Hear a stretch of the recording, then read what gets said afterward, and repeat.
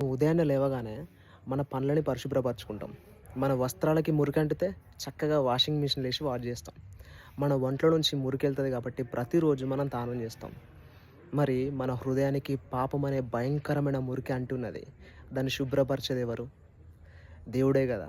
సృష్టికర్తనే మనకు గావాలె. కాబట్టి ఆ పాపం ఎలా తొలగించబడతదనంటే, దేవుని మాటను అనుసరించడం వల్ల అది శుద్ధీకరించబడతది. ఈరోజు దేవుని మాటను వెతికి, దేవుని మాట చొప్పున నడిచేవారు చాలామంది ఉన్నారంటారా? దేవుడనే పదం వింటే చాలు స్కిప్ జేస్తారు రీల్స్. ఒకసారి ఆలోచించండి. దేవుడిని వెంబడిస్తే తప్ప మనకు పరిశుద్ధత రాదు. ఈ హృదయం నుంచి ఎంత చెడు బయటికెళ్తదంటే అండి, జారత్వము, చెడు ఆలోచనలు, వ్యభిచారము, దొంగతనములు, నరహత్యలు ఇలాంటి భయంకరమైనయి అన్నీ గూడా హృదయం నుంచి పుడుతున్నాయి. మరి హృదయం పరిశుద్ధంగా ఉంటేనే గదా!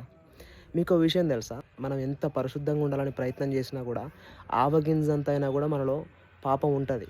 ఆ పాపం తొలగించబడాలంటే మనం సత్యాన్ని వెంబడించి, సత్యం చెప్పే మార్గంలో నడిచినప్పుడే పరిశుద్ధంగా ఉంటాం.